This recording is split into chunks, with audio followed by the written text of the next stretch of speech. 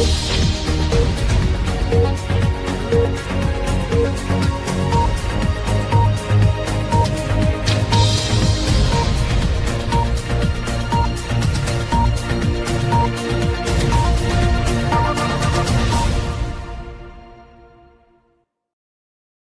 gonna pull the whole thing down. I'm gonna bring the whole fucking diseased, corrupt temple down on your head. It's gonna be biblical.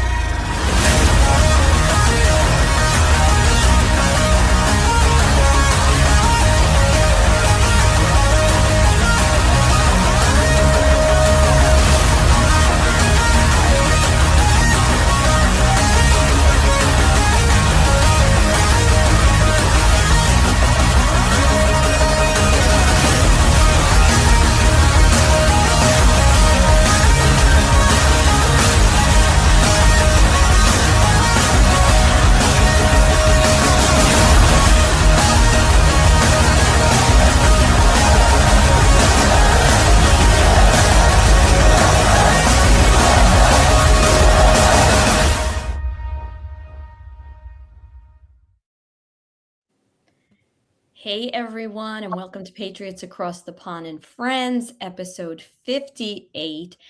And we've got a really cool show for you today, okay? We've got three remarkable individuals that we've assembled here. We've got a show that we're going to go into a bunch of different things. So I think you're going to truly enjoy this. So let me introduce everyone. By the way, hi, Stu. We have got Chuck Looney, who is also known as the XRP Shaman. He has a channel on Telegram for the last, God knows, number of years, just bringing lots of information and important intel. And we've also got another couple. We've got Brian MONQEY and TRACY, his lovely wife. And Brian and TRACY have been involved in many, many events, Patriot events, financial and XRP and crypto events.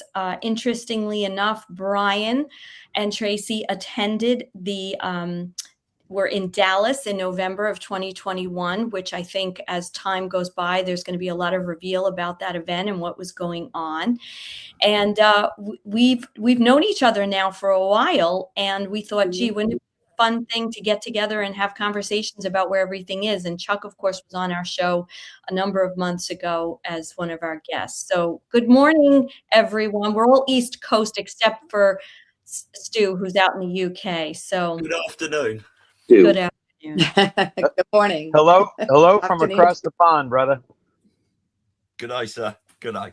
My friend. Yeah. Good to be here. Yeah, how you doing, Chuck? It's nice. You were one of the first people we had on our show. I think it was episode 2 or 3, wasn't it? Yeah. Yeah. That long ago, huh? Yeah. Yeah, Back, I think, in October, if I'm not mistaken. Yeah. So Yeah. great. Yeah, great to see you all. So how are we going to start? Good to be here. Do everyone want to give a bit of their background and awakening history and stuff, just to start off, really? Okay, I'll go Start. first. I've been awake for many years.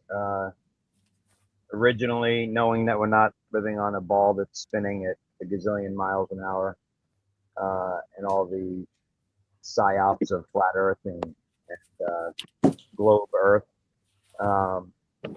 Early on, feeling alone with my beliefs and not even realizing there was already a pretty large-sized community about it. But anyway, I had some crazy dreams early on. Someday I'll tell my whole story, but that led me to the Kennedys and JFK Jr. still being alive.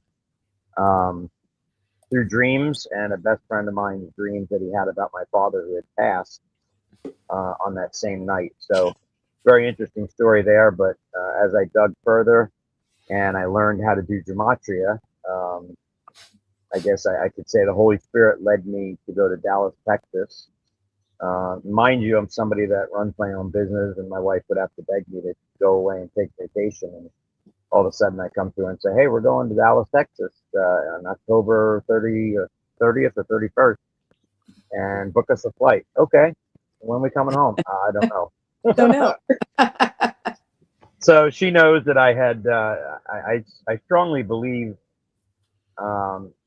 maybe, a lot of the Holy Spirit has guided us on this mission, possibly with the help of some technology and sophisticated advanced AI that has brought a lot of us together early on.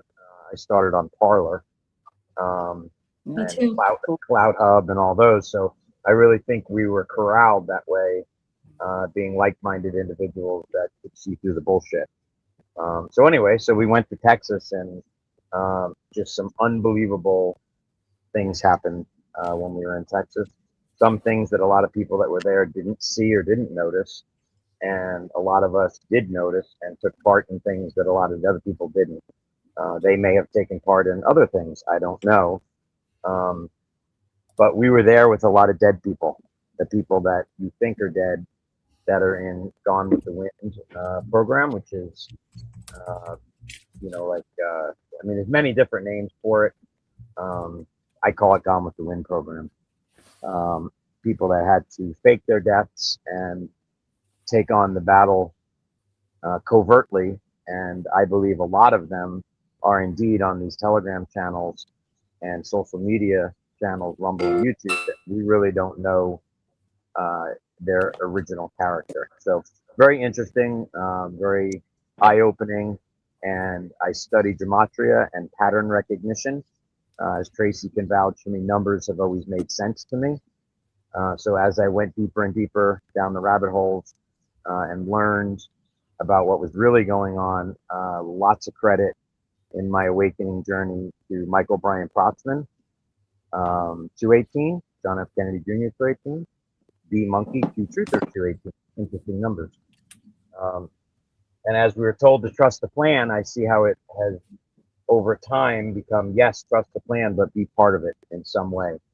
So that's pretty much my story. For an example, early on, when I first started learning how to do gematria, by my name, it was coded to buy XRP. So even when we were in Dallas, I shared that with a lot of people, and a lot of people told me it was the mark of the beast. And that's okay. That was their thoughts on it. And I know in the Q operation that everything that was intended to be bad for us is what's been turned to be used good for us. It's just the old saying that technology is a wonderful thing. It just, you need to know who's in control of it. And I guess if you understand Space Force entirely and the Q operation, my take on the secret space program is it's Space Force, and that Space Force is a way to disclose it. I think the bad program was Majestic 12, is my personal opinion on it. That was when Dwight Eisenhower was in office, and they approached him and they wanted 300,000 or more human beings for test experiments and all kinds of crazy stuff. And he declined that. And I can't prove this, but I have a feeling that the Majestic 12 is made up of 12 people that are secret scientists and UFO people and government officials. I think it's kind of funny that there's 13 bloodline families and there's 12 people in the Majestic 12. So I'm not sure how that all relates, but we know that we know the bloodlines that are bad, and 13 bloodlines and one good bloodline is in fact the Drew's bloodline, which is a direct essential bloodline from Jesus Christ. And the 13 to 1, that's 131, which is John F. Kennedy 131. So if you do the numbers and you do your homework, it clearly lays out exactly what's been going on. I've gone back to 2012 and I've decoded President Trump's Twitter posts with capital letters and misspellings and done gematria on them to get an early on view of the entire operation that's been taking place. Most people don't know this, but when he waves his hands back and forth, left to right, he's actually giving you the music notes of an accordion. And you can decode those, and you can also get information off of what he's saying. It's funny, early on, Tracy's like, when we watch the rallies he's doing, it sounds like he's saying the same thing. But his emphasis and the amount of times he speaks a certain word is the trigger to tell you that he's giving you a code. And we've all seen the air cues. Yeah, so I believe that he's part of the Druze bloodline, and that it's Donald Trump is a character name, and that he's actually General George Patton Jr., and he is the true general and commander-in-chief of the United States military, and POTUS is in the hands of, and Vice POTUS of 2 other people for our republic.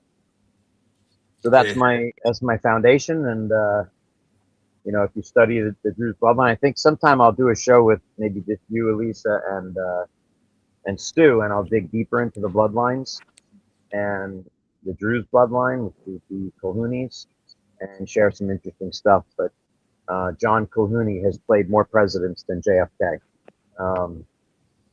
John Colhouni is his actual name because he's the Colhouni family, and JFK was one of his characters. So was Ronald Reagan, and so was Donald Trump. Yeah. Wow. Beautiful. Yeah, awesome. And here's one for you. Double, you know, twins and triplets run very heavy in the Druze bloodline. I've investigated a lot of it. Obviously, there's a lot in secrecy, but twins and triplets are very, very prominent in the Druze bloodline because it's a perfect, clean bloodline that hasn't been, it's been guarded heavily and attacked heavily for 2,000 years or more. And if you have a perfect bloodline and you have perfect DNA, I would say that there's a higher chance of fertility for multiple eggs, or however that goes, right? And the spark of light when the sperm hits the egg is the Tiffany blue flash, and that's why Jackie invented the color Tiffany blue. So here's one for you. JFK Jr. has twin daughters, Kaylee McEnany, Ryan, I forget her last name. She's one of the conservative media hosts, and Lauren Dangle, that sings the song, all the songs that we see in the underground dumbs. We Hear You and We're Coming. You guys familiar with that song? I think so. By Lauren Dangle? No. I've heard the name, but I'm not familiar with that. Okay, look that up, because on all of the, not all of, but most of the videos where you see the soldiers with their night vision and they're going into tunnels saving children, that's primarily the theme song that you hear, and that was sang by Lauren Dangle. And to my belief, Lauren Dangle, Ryan, and Kaylee McEnany are triplets. Wow. So we're going to learn a lot. We're going to learn a lot that JFK had more kids than we know about, with other women that were extremely important in preserving the Druze bloodline, which is the Christ bloodline, and Mary Magdalene. And it wasn't because he was a playboy and he was not being sincere to any of his women that he was with. It was orchestrated to advance and preserve the bloodline of Jesus Christ and move it forward. Because if we lost that, we lost our last hope of anything on earth. Obviously, if you've got a relationship with God and Jesus as your Savior, eternally, you're all set. But here on earth, in order to have heaven on earth, as the Lord's Prayer says, there had to be remnants of that. And I strongly believe, which was a little tough at first years ago with my Christian faith, is that I believe Jesus did have kids, because I believe that God sending his son, his only begotten son, to earth, there would be absolutely zero reason that God would not want him to seed the earth. So I think that that's a story that we just have not heard about. And in my bloodline searches and searching lineages, all the way back many, many, many years, I believe that that's the case. And I believe that Abraham Lincoln and his children, William Wallace Lincoln and Tad Lincoln, well, William Wallace Lincoln was the Omar Mukhtar, the great freedom fighter. And through Gematria early on, it was pretty cool.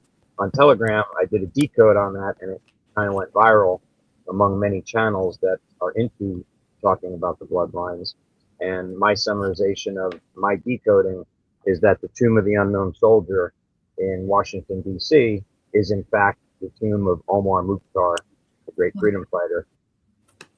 Wow. And it's one of the most guarded places on earth as far as dedication and 24/7, 365, that there is a guard there no matter if it's rain, snow, hail, storm, hurricane, and completes the exact same march and pattern continuously over and over for all these years. And that's why it's by the Lincoln Memorial, and that's why Jackie had the Army Corps of Engineers create and install the eternal flame for JFK. Wonderful. Okay, well, where do we go from here? What a start, Brian. Thank you very much. I just where we can go is Get it, B, get it. is where Q says it's going to be biblical, and I think many people just think that that's a catchphrase, and it's not a catchphrase. If you look into the fallen angels and when they were thrown out of the realms above, and you dig deeper on that, you realize that what's happening right now actually is biblical. And as we hear Biblical. as we hear that Israel and Netanyahu, who is a 2.0, he's gone, he's been extinguished. I hope everybody understands that if you look at what's going on in Turkey right now, that actually happened back in 2020, and that was when our commander-in-chief gave the go-ahead to bomb the underground facility after extracting all the children that were held by the port of Lebanon, which was in, can't remember the name of that port. So now it's the replay, because now we have to live through, to us it's agony, but we have to live through the operations, kayfabe, you know, I call it a Kahuni movie. We have to watch that so that the masses can be brought up to date on the actual operations that took place. Because if you listen to Donald Trump back in 2016, he said we will never broadcast our moves, and the enemy But attack we will. Right, the enemies will try and wait us out, and it won't work. And he says we will never broadcast our moves, but attack we will. So if you think him coming on to Truth Social and all of the little news interviews he does, saying that he's going to bomb Iran if there's not a deal made, is he's showing his leverage of power that he used when the actual operation took place years ago. Exactly. Right, just give me 35 seconds. Productive it is for the United States to announce in advance the dates we intend to begin or end military options. We will not talk about numbers of troops or our plans for further military activities. Conditions on the ground, not arbitrary timetables, will guide our strategy from now on. America's enemies must never know our plans or believe they can wait us out. I will not say when we are going to attack, but attack we will. Thought that was necessary just to put that in there. Hey, no pun Good intended. job, Stu. That was a good pull. Yeah, no pun intended, but talking about being on cue. Wow. Nice one. Hey, question, B. Being on Question cue for is you. no one for you. Remember when? Okay, go ahead. There you go. So I don't want to cut you off, Chuck, but I want to just have everybody have like a quick chance to talk about their awakening, and then just put all your comments, and then we'll just go at it, because I have like 10 questions ready. Tracy, can I just ask you, can you see everyone? Because you've been in and come out a couple of times. Can you see us all on your screen? I can see you too. Yep. No, Can you hear us, Trace? Tracy, can you hear me? She's froze up. Yeah, she's froze up, it sounds like. No, she hasn't frozen. It's just. There she is. She's back. Yeah, but she can't hear me. Can you hear us, Tracy? No, I can hear you, but I can't hear the guys. Oh. Oh, really? That's you couldn't hear Brian then So I can either. hear you when you speak, but I can't. I heard Brian for the beginning, but now I can't. You can't hear me now either? And now I was hearing Chuck. Now I can't hear any of the guys. How about me? Tracy, can you hear me? Tracy, just go out and come back in. Go back out and go back Go in? back out and come back in. Yes. Yeah, I did that a couple times, but it'll work and then it stops working. Let me see. I'm having bandwidth issues here too, by the way. Yeah, okay. I did notice because she's gone out and then come in and been on sort of like 2 systems at a time. So maybe we'll just try this one. Have you guys been able to hear me okay? Yeah, perfect. Pretty fine. Okay, good. All right. Hopefully she gets in and she can hear.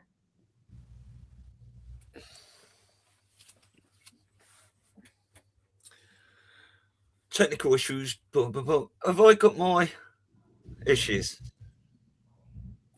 And you're coming in from London, so that's Yeah. Can you hear us, Tracy? I can hear you now. Perfect. Okay. Excellent. perfect. Yay. Can you hear me now? I can hear you now. Perfect. Good. All right. All right, So Tracy, we're all down to you. Down to me. Okay. Well, I'm wearing my We the People shirt because we talked about the plan and we are the people. And Lewis Herms today, big election part for him today. So I'm wearing my We the People plan shirt. Definitely have been along for the journey. I don't typically speak publicly or at the events even that Brian speaks at, but I enjoy going to them. I enjoy listening to them. I'm his #1 supporter. He talked about, just saying we're going to Dallas, and we did.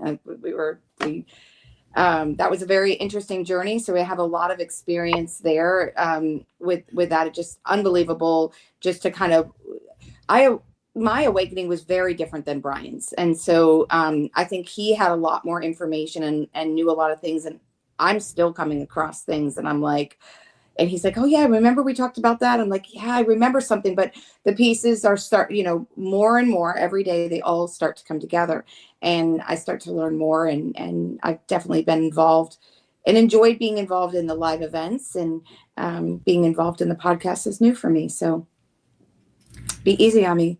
Of course. It's lovely to have you on. I just want to ask you a quick question on that. Yes. Because we know about a lot of kayfabe and game plan and stuff, and all of us are behind Lewis Herms. But Trump has made a post today. Did he? California, vote for Steve Hilton governor. He will work with me in the federal government. The money will flow because I have confidence in him, but not any of the others. And we will make California great again. Steve Hilton will never let you down. Vote now. Do you just want to talk about that a bit? Yeah, he definitely. I think that was an early on vote that he kind of came about behind him early on. Correct? Yeah. Well, I know that was a post this morning, but Hilton was somebody that he had endorsed months ago, right? Quite a bit ago. Yeah. We did ask Lewis about it on our show last week, and Lewis was saying what they are doing is they are destroying the Democratic Party first, but obviously they're going to destroy the Republican Party as well. The rhinos and everything like that is all being taken down, but just systematically. And I know it's like Trump putting Fauci front and center, isn't it? On the main stage, we're looking at things, and he's done that quite a bit of times.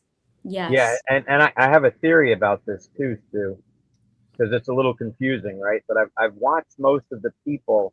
I didn't look into Hilton, but I've watched most of the people that Trump endorses, and there's 2 theories I believe that he's using. Is one of them is to spotlight somebody, and the other one is it's somebody that's in the military that knows what this mission is and needs to get elected into that spot.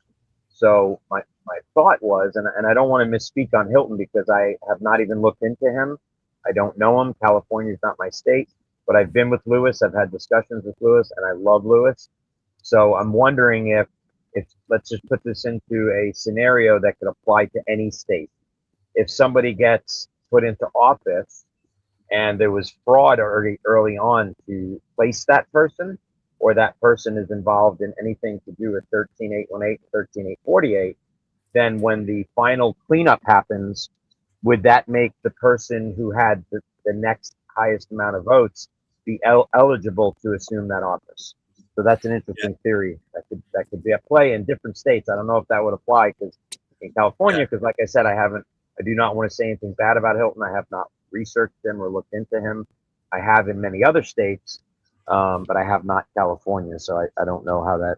Yeah, and I just want to add to that, we are seeing a lot of people Trump's endorsing, all sort of military, ex-military, secret military, and we know about the 60,000 secret army. So I think you are seeing a lot of these people playing parts, even as politicians are actually secret army military. 100%. In fact, Absolutely. I just did a quick little search because here in New York, Lee Zeldin is now part of the EPA, and he's been kind of, if you will, endorsed and taken under the wing, publicly by Trump. And I was not aware, even though he's from New York, that he's got a tremendous military background, including deployment, where he was with the 82nd Airborne Division. So I think that's a really interesting strategy that maybe people weren't aware of until this point. If you start to look into some of these people, you may find that thread, that common thread, or the two common threads, like you said. Yeah, absolutely. And I think when Q told us that military is the only way, it wasn't, dropping soldiers on every U.S. city and arresting everybody. I truly believe that when they said military is the only way, it's the military people that are being endorsed for different states and for state legislators.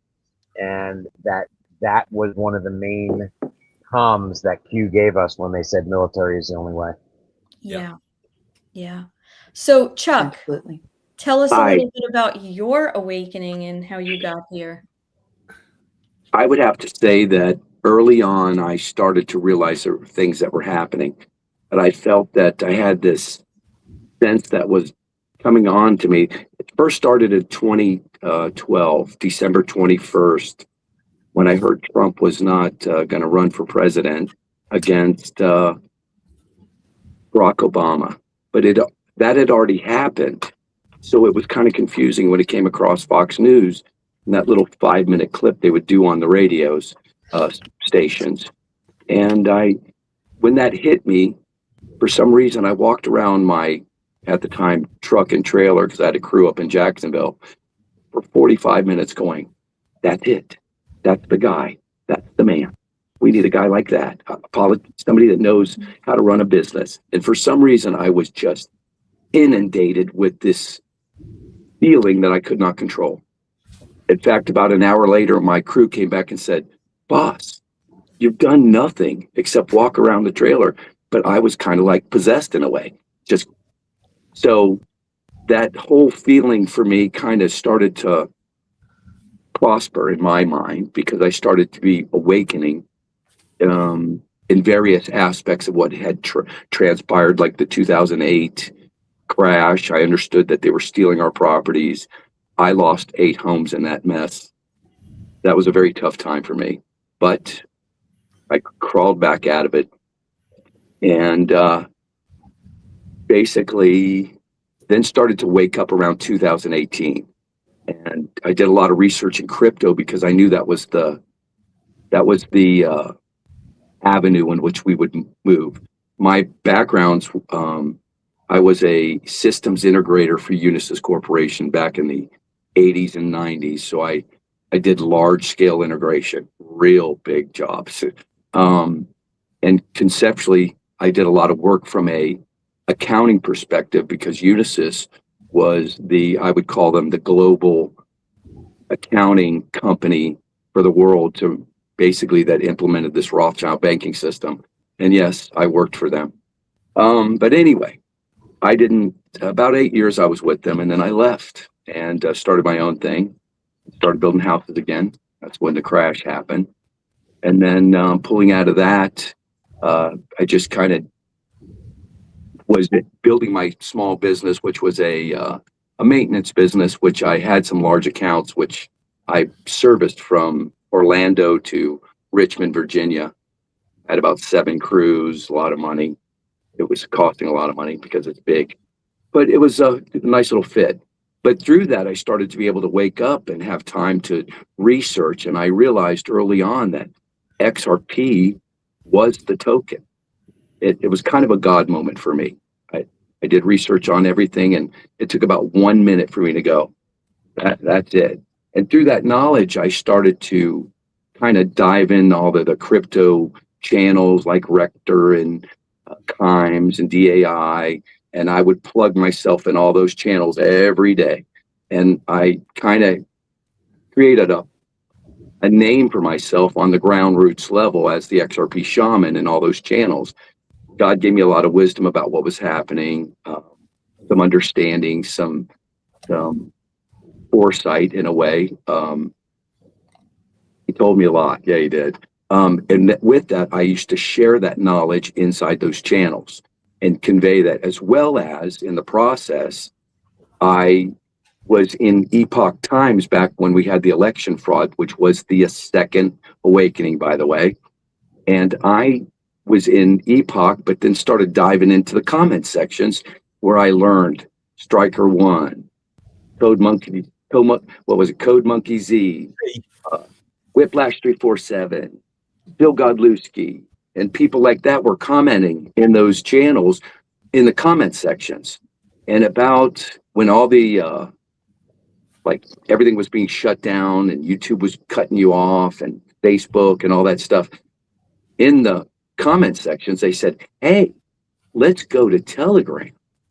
Well, in 2014, because I was waking up, I remember a Yahoo post in their news section that said Telegram is going to come out with a social, the NSA is going to come out with a social media company called Telegram. And I was like, back then, I was like, who would go to that? It away, you know what I'm saying? So, but in 2020, when they announced it, I was like, aha, I realized what was going on. So I knew that that was going to be a very viable information source in which to stay plugged into, which at the time I started a little channel, but I had nobody in it. All I was doing was trying to keep kind of a history of everything we went through. So I would post in there, post every day. And for about 2.5 years doing that, I had posted quite a bit of stuff because, as you can see now, at the beginning, if we had 40 posts in the damn channel, you'd be like, yeah. And we'd look at it and we'd talk about it and all get together. Now you get 40 in a minute. You know what I mean? Because they're just pounding us with information. Because they told us that it would be drip, drip, drip, flood. Well, we're definitely in the flood stage of this whole thing, which is all part of the wake up, because we're trying to wake as many people up as we can. So in the process,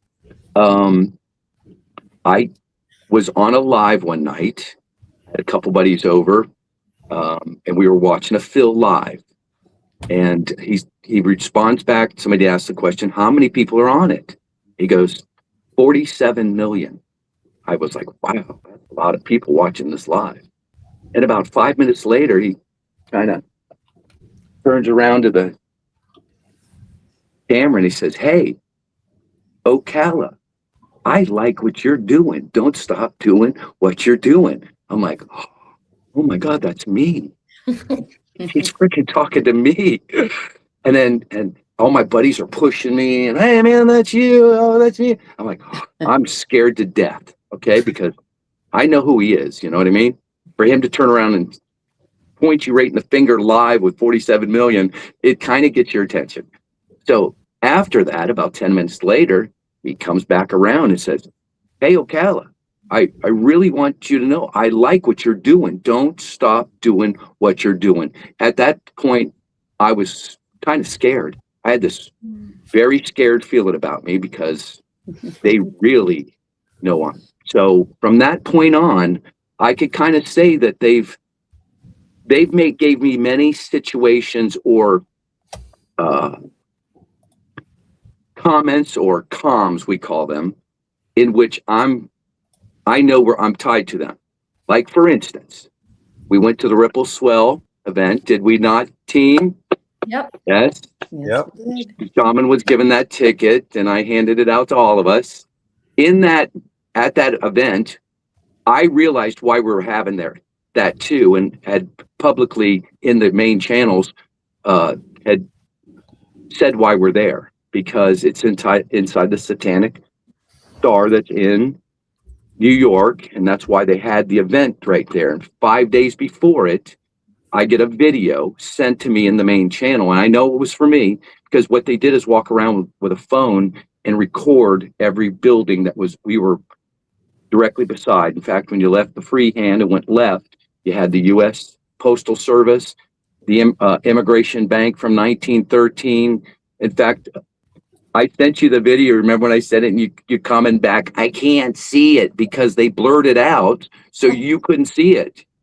Only me, because I was correct in what I was saying, that I know why we had that event there. And that was the remember the 5th of November moment, because it was on the 5th of November. And since then, we don't see that little meme anymore, do we? We don't see it because it happened on the 5th of November. B, you were a key person in that. Yep, I remember. Yeah, remember when Garlinghouse and Swartz came out the door? Yeah. And they walked directly up to you. Yep, and they opened Brad Garlinghouse grabbed my suit jacket and opened it up because I had a shirt on underneath that said "Make XRP Great Again" with President Trump's face underneath it. And the funny thing was, when he opened my jacket, he pointed directly to President Trump's face. So then I moved into the room and I was standing by the stage as David Schwartz started to walk to the stage to get up on the stage. And same thing, he pointed to President Trump on my shirt, not to the "Make XRP Great Again," but to President Trump. And we got a picture of that too. So fun times. Yeah. Fun times. Good times. Yeah. It just kind of gives you a confirmation that what we've been, pushing and understanding, and the thoughts that we have and the understanding of this whole thing, it kind of gives you a little bit of a caveat to say you're on the right path. By the way, in that, I did stay at the Freehand, and I was in room on the 5th floor in 555. That's pretty cool. I mean, come on. And that was the George Washington Hotel, wasn't it? At one time, yes, it was. Which he had stayed there. Yep. Yeah. Yeah. It was So anyway, originally built as the George Washington Hotel. Yeah. So there's your 1776 com. There we go, baby. So in the process, I kind of jumped into it knowing that they knew who I was and they liked what I was doing. So I kept doing it. And then I really didn't care about users in the channel, but I have 5 years, almost 6 years of posting of the NSA in that channel. So anybody that joins, you have the complete history of what we went through. Yeah. So anyway, to get back to those, you'd have to scroll back for about a year or so, but because they don't give you any way to go back. Right. You have to da. Yeah, it's crazy. Bill, change that for us, please. Thank you. Or search. You can hit the search button. Yeah, let's go back to November 2nd. If you remember any of the words in your first post, just put it in the search box and it'll take you back there. You just scroll down to the bottom. Yep. So I wanted to, if it's okay, I had a few questions for Brian based on a lot of what he just, spoke about. And I was curious to know, in all of this, what is Melania's role? Melania is a Romanov. Okay. I'll just interrupt very quickly. Chuck's channel to date has 24,589 photos, 12,213 videos, and 14,717 shared links. So there's a lot of stuff in there. And basically now what's happening, just let me finish and that we can get on to Brian. Oh, sure. So basically through the process, they've had continuous awakenings for me to make sure that I'm on board to this team or get involved in this team. I don't know what it is really, but there's a lot of weird things that have happened, things that they've displayed to me that are very just, you can't believe it. This entire year from April 1st to April 1st for me was a rock star moment. In fact, April 1st, 2026, I was with Brian, TRACY, watching the rocket take off here in Cape Canaveral, which was quite a moment, was it not? With your son as well. Pretty cool. Yes. Yeah, the kid by the side of the road was with us. Well, It was incredible. As well as team. So we also worked the summit there in Cocoa, which was absolutely phenomenal. In fact, I'll give you just for instance. At Great event. 10:30 at night on Sunday night, as people stood up, we stole their chair from them because they wouldn't leave. Am I right, team? Come on. Yeah. But Correct. Mel had Right. it. And I will tell you what the key to that whole thing is through my travels in life, traveling all over the world, the one thing I can tell you is true. You get what you give. So if you give love, you're going to get love. And that's what we did in that event. There was so much energy in that building. Those 2 days, 3 days that we were there, it was absolutely unbelievable. And I was proud to be a part of it. There. Yeah. Yep, no doubt. And we were soaking up the scalar wave, which has been an intricate part in Tracy's health journey and bringing her health back. So hats off to Mel and Amber for that, because without them building that there, and Tracy and I, especially Tracy having access to it, I don't think her health would be where it is today. So if anybody's in that area, you definitely need to go there. And Staying Alive, we're talking about Staying Alive Wellness. Mm-hmm. Staying Alive Wellness. Yeah, you absolutely, Big part for my absolutely need to go there. And if somebody tells you it's like a snake oil situation, kick them right in the pants, because we're both living testimony of it. I struggle with foot pain from extremely bad injury. And after one overnight and 2 hours the next day, I can bend my foot in every direction that I haven't been able to in the last 15 years. So that's not a coincidence. But yeah, so anyway, good stuff. And it was a great place to have an event because the vibes were high. It was a great event. And A lot of I good energy there. God was definitely prevalent there. Yeah, Mel Carmine, is the linchpin that's brought us all together, because I met Tracy, I met you and Brian last year at the Quantum Summit too, and then Chuck, we met through Mel, through I think when we had the live show going last year. Yeah, that's correct. And then Stu and I met through Dear Mr. President, the movie that I was co-producer. And he was one of the featured podcasters. And then, we've all just kind of, as this family works, we've just all, moved that connection to another level and introduced more people into our fold. Yep. It's all about networking. Which we're supposed to do, keep growing and keep going and moving on and trying to reach more people, and definitely. Exactly. Yeah. I'll never stop. Now, sorry I interrupted then. We were talking about Melania, weren't we? You asked Elisa. So, Brian? Yeah. Okay.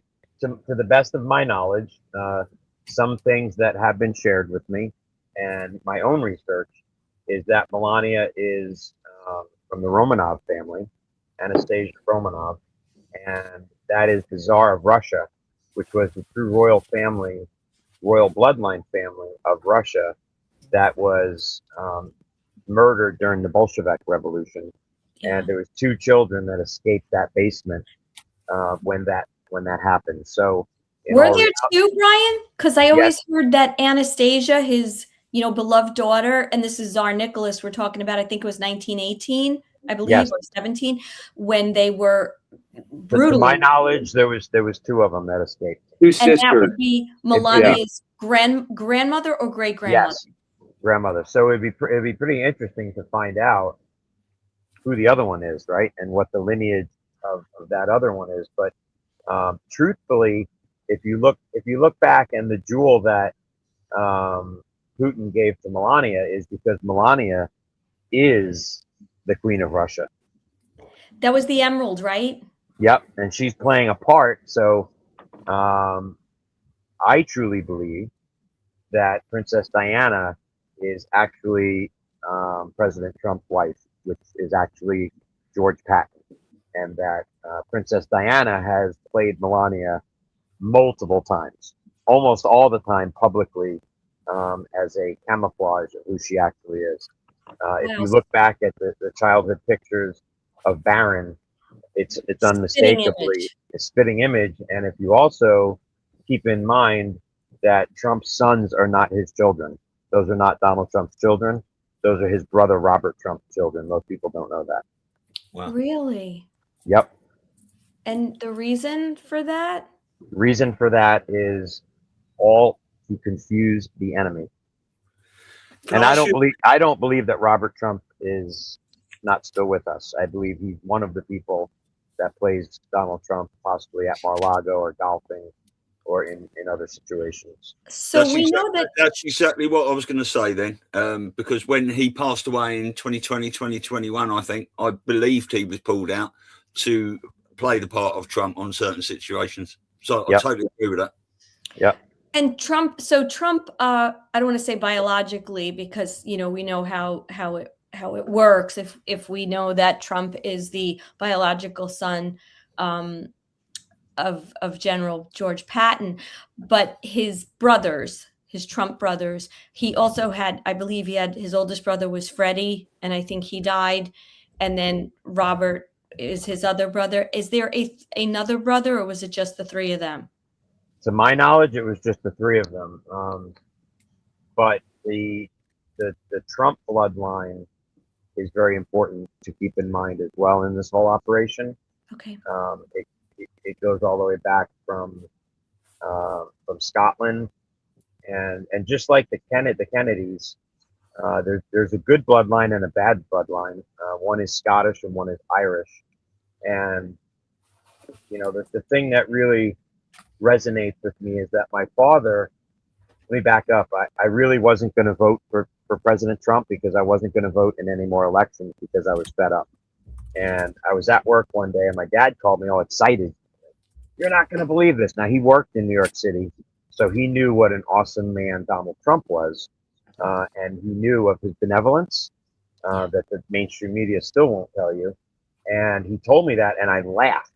And like, he was like, he was almost crushed. He's like, what are you laughing at? I said, Dad, there is no chance that Donald Trump can win the election for the president of the United States with the Obama machine and the Clinton machine and the Bush machine and just the pure filth. So I was just like, forget it. I'm not even voting. Well, my dad hated Hillary Clinton. My dad didn't hate people. Yeah, that was very early on. Yeah, he disliked a lot of people, but he didn't hate people. Many people, but the one person in this world that he hated to his bone was Hillary Clinton. He hated Hillary Clinton. So I find that kind of interesting. But anyway, so my dad, he passed away. And he couldn't vote for Donald Trump. So I went and cast his vote, and that was the beginning of my journey. Sorry, I'm gonna check that. Yeah. So he wasn't able to vote for him, so I did. And that put me back into the political game because once I voted for him, I'm like, okay, this has got to happen now. This country's got to be turned around. And that just made me dig deeper and deeper. And that's when things started. That's when things really started to click, and especially when when he said, you know what this represents, don't you? When he had all the generals around him in the White House, and the media said, no. What does it represent? And he goes, this represents the calm before the storm. So there's my journey in a nutshell. But, and it was wrong of me to think not to vote, right? But I was just so aggravated, so fed up with our political system and the Nancy Pelosi's and all the people that just rot in our government that I know in my heart of hearts doesn't belong there. So I almost... It shows you how something bad can be used for good, right? In all our lives, I almost didn't vote, but I really went gung ho at it, and I was able to cast my dad's vote. So, oh, that's such an inspiring story. And then how it goes from there is just crazy because we relocated to Florida, and we sold our house to Donald Trump's chef at Mar-a-Lago. So the rest. Anthony? No, Billy. Okay, because I know Anthony. Okay, and it just, I'll tell you that. Maybe we'll do another podcast because it could take me an hour to tell you. Anthony was after. Was he after? Yeah. It could be a whole hour so.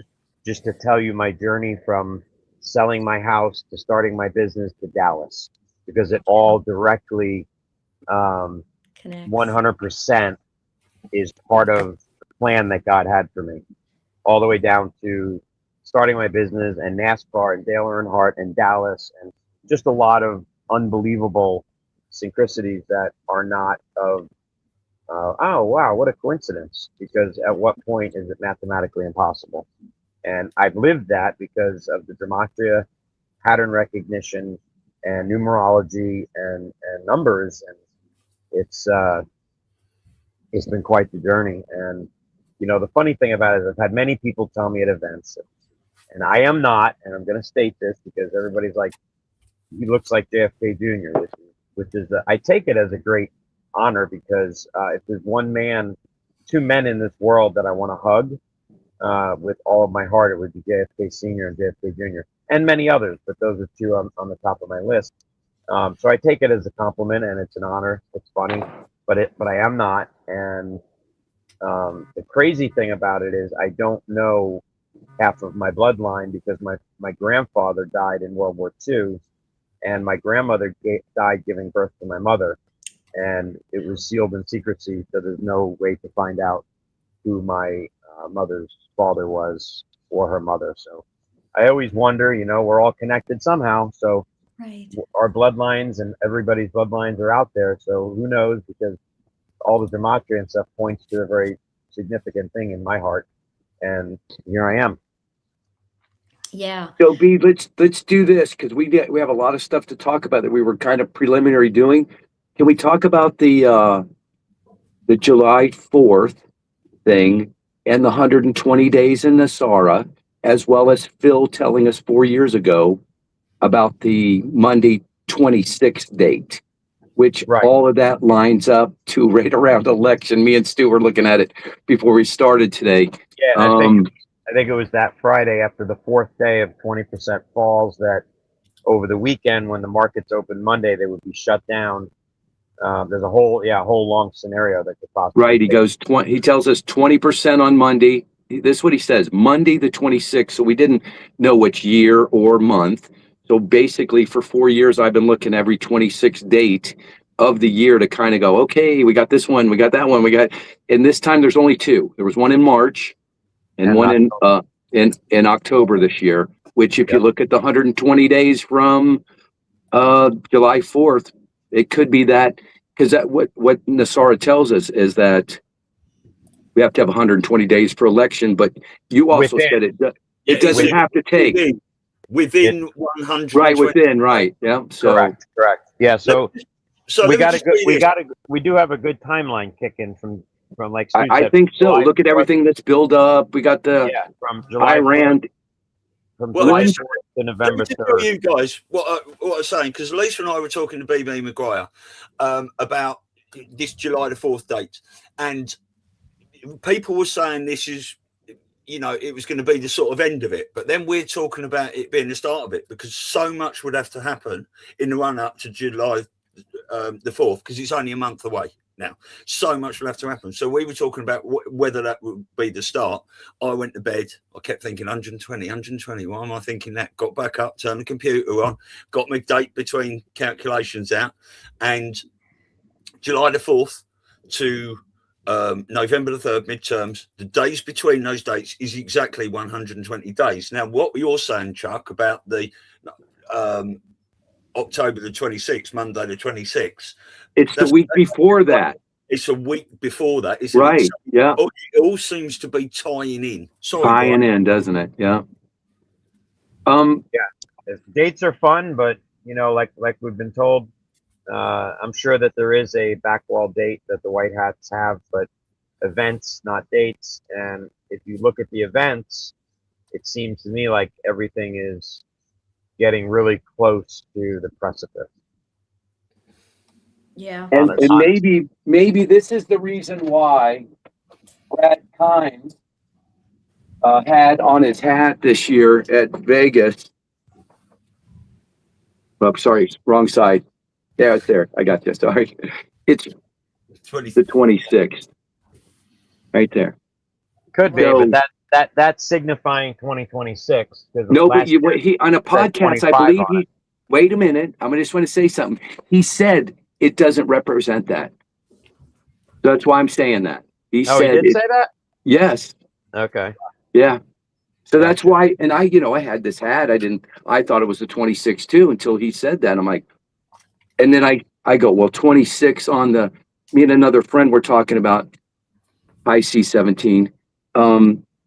We're talking about this date. And when he said that, we were both talking about, well, that's what's on the damn hat right there. Well, and then also there's also the question of which calendar are we talking about? Yeah, because we've got this missing 10, 11, 12 days. And calendar to the other one. Yeah. So, yeah, and all we can go by is what we're living in now, really, in an essence. So that's why and the only reason why I key on that 26 date that Phil said 4 years ago is because he did this and he don't do it. He sat there and read it word for word. So I've never seen him do that, where he sat there and read that. And every 26 Monday that we've had from that moment on in the back channel, they start pumping that out to us so that we don't forget about it, whether it's not going to be it or not, because I've looked at every one of them. But like you said, B, everything's lining up. I have one question for you. Do you remember when that large explosion happened in Iran? And they said it was an old fireworks thing. But I mean, it was a blast that just rocked the city. Remember that? Yes. Was that part of this whole thing you were talking about? That happened earlier? Because that was earlier. Yeah, it's possible because that was a port. And in those, where the explosion was, those huge buildings that were built in Lebanon, under those buildings are all underground tunnels. And that's where the evergreen containers get brought into that building. Ooh. And those buildings are emptied, and there's a submarine base at that port because it's an old military port, and there's a submarine base there. So that's where the children would be taken out of the evergreen containers and put into the submarines. Yeah. And of course, I'm sure some of them being put on trucks or whatever, but the primary way was to get them from the containers, mainly to my understanding, and into the submarines underneath there in Lebanon. So yeah. I believe Lebanon was liberated in 2020, if that gives you a timeline, because we're at 6 years. Trump's talked a lot about 6 years, and he's talked about the pause. He's talked about 6 years. So we're in 2026, and that was 2020. And I think that was the main liberation of the children. The biggest, as we know, Central Park was another one during COVID, because I actually was on a chat with one of the nurses early on that was working in, I think it was the Mercy or the Comfort was in the New Comfort. York. Yes, thank you, the Comfort. Thank you, Elisa. And she was working on the Comfort, and she shared a quick circular video. Yeah. And on one of the floors there was medical hospital cribs, but next to each other, butted up tight. And oh my goodness, you remember that video? Yeah. Yes. There must have been thousands of them. Well. Yeah, I mean, we were watching all the Central Park videos come out at the time. I've got a nurse's audio somewhere, and I've told Elisa about talking about it and stuff. Yeah, I was on a chat. With that one woman. If it's the same one, I'm not sure. Well, yeah. So yeah, it was very interesting. Can I just say something? I think this is perfect time just to address this, because Phil is like Marmite to people, right? Now, people have discussed this. Like Elisa and I have watched pretty much everything Phil's done over like the last 4 or 5 years. A lot of people don't like him. I've watched his deposition. I've watched the stuff he's done about Nick Alvear. Nick Alvear's done about him. We've all recently seen what's going on with it. He's split up with Kerry and all these sorts of things. Can you guys just talk about that for a little bit? Real quick. Here's my vision. 1 second. I just want to say one thing. Go look at his channels on every one of them in Telegram. What do they have out beside them? Fake. Because it's all a psych op. Every bit of it is calm communication. You got to look through. Look through it. If you look at, this is what I did. I couldn't. You can't investigate one person with thousands of hours of research, right? Which I have literally. Tracy can tell you. thousands upon thousands and thousands of hours of research that I have done over the years. The quickest thing that I did when all that stuff came out about Phil was I went back to when he was in court with, I think it was with the Scranton Times, and when the prosecutor came over to him, the first thing the prosecutor said to him was questioning him why he posted videos about frazzle drift. So Yes. if you understand what's, you know, that could have even been part psyop, but I think that was still some corruption in Pennsylvania where he had done that. So they targeted him with Hillary Clinton.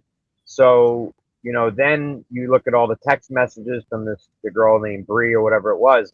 Now, you know, I'm involved actually under an NDA in a digital asset company, trading company. It's called Black Box Crypto, which is something I'll share in the future because it's revolutionary in the crypto world.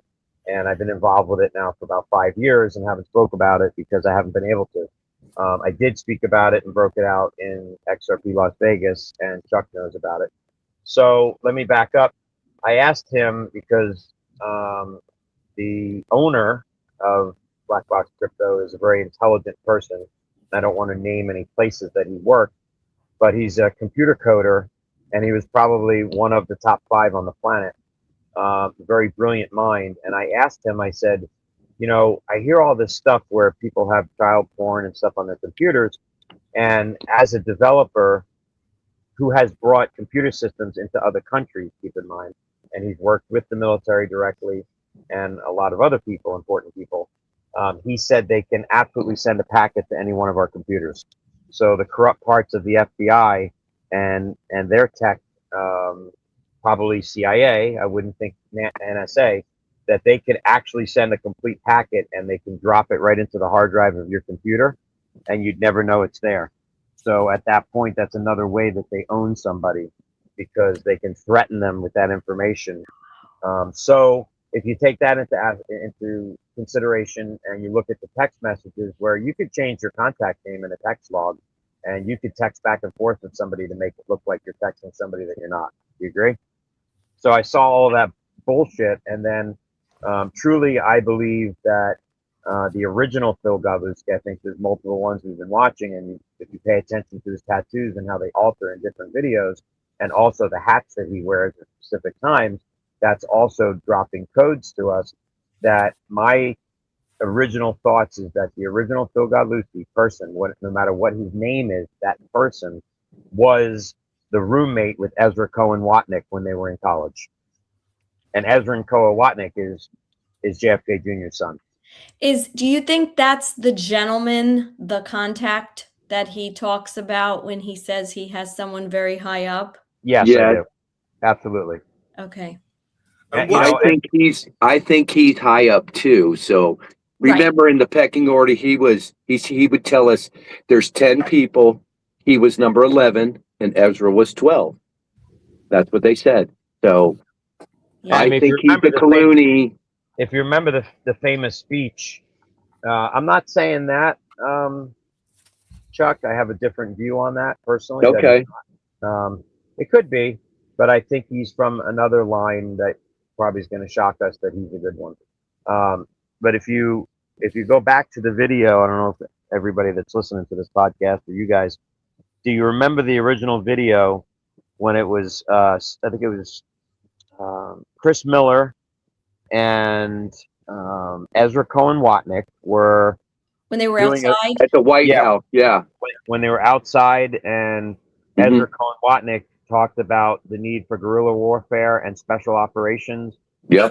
That was when he was in front of the special forces soldier, wasn't it? Yeah. Church? Yes. That's yes, correct. Yes. Yeah. He talked about special operations because a lot of people don't know this, but JFK is the one that started the Navy SEALs. Did you know that?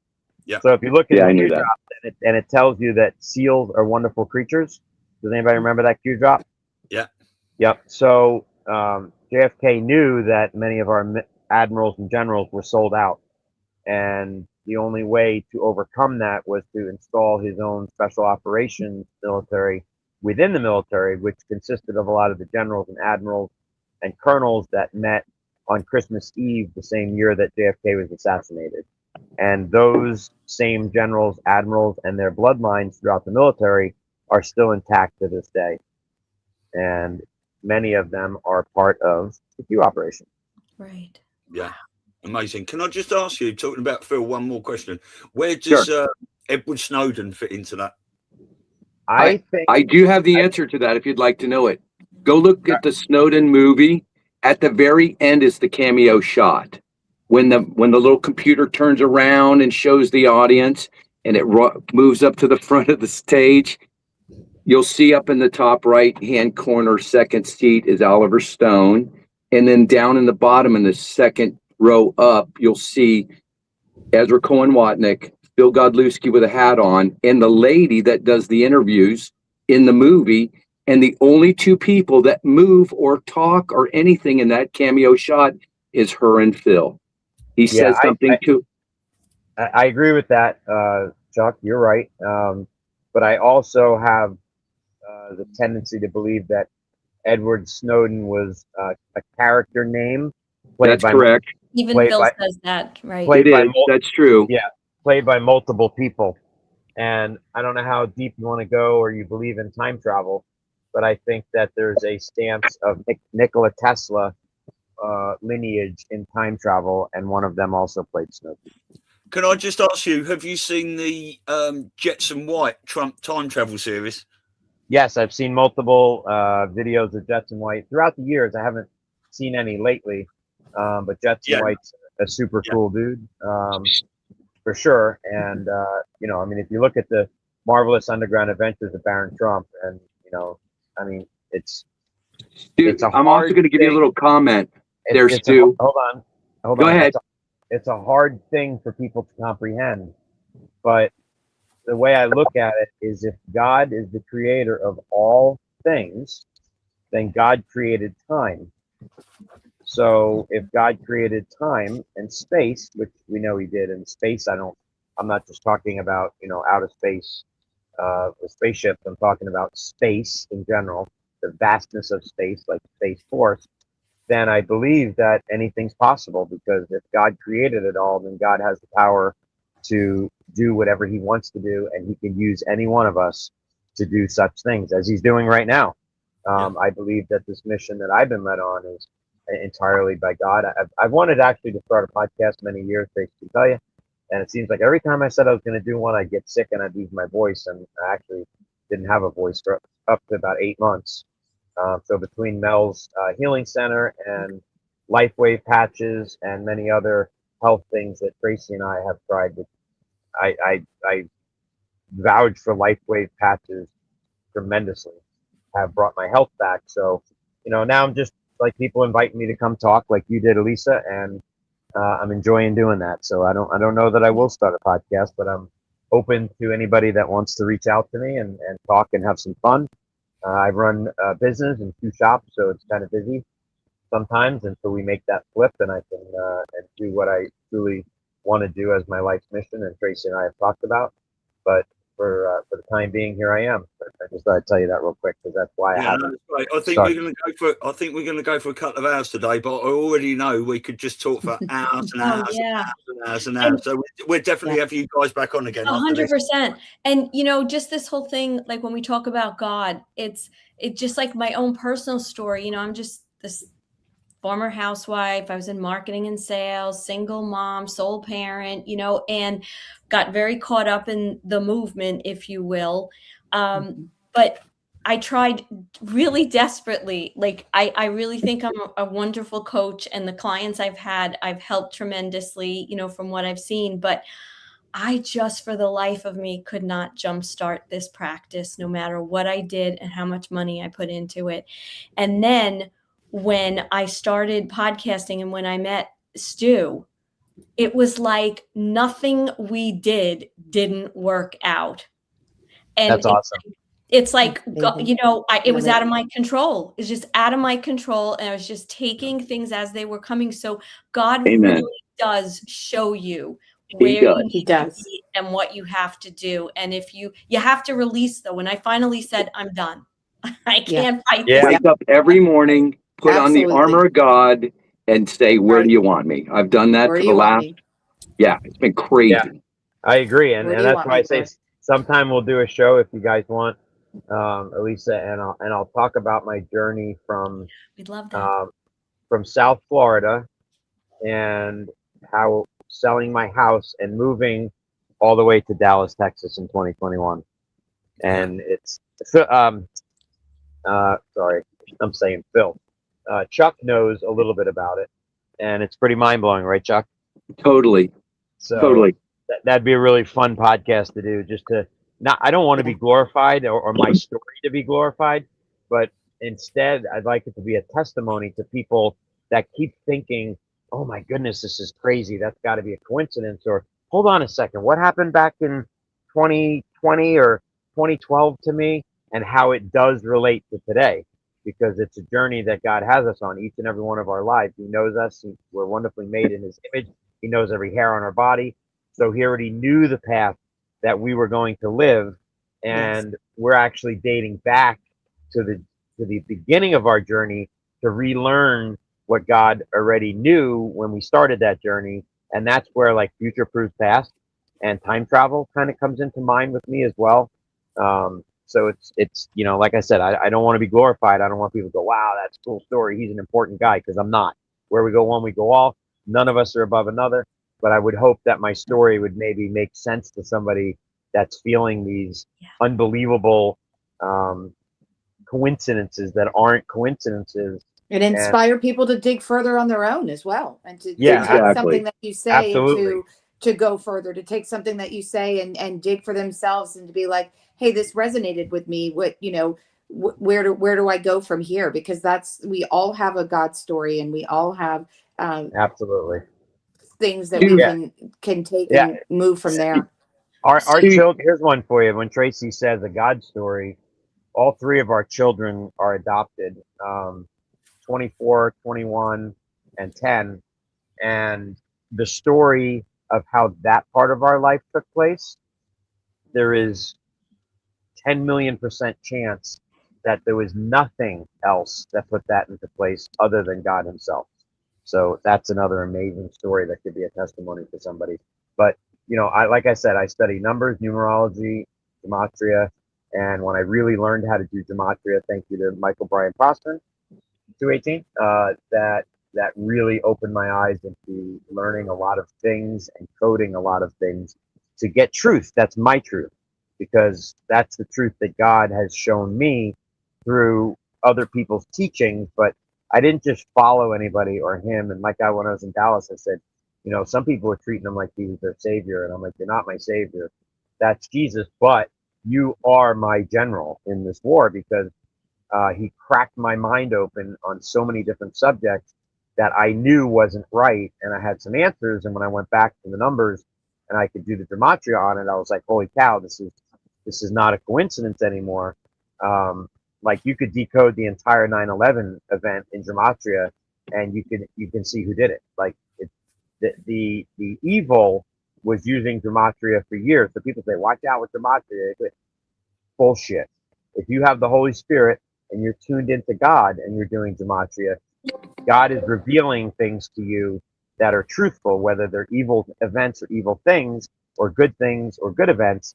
God is revealing those to you. And I think a lot of people took gematria out of context, and they started doing gematria on their shampoo soap in their shower, and people got ridiculed and mocked for it.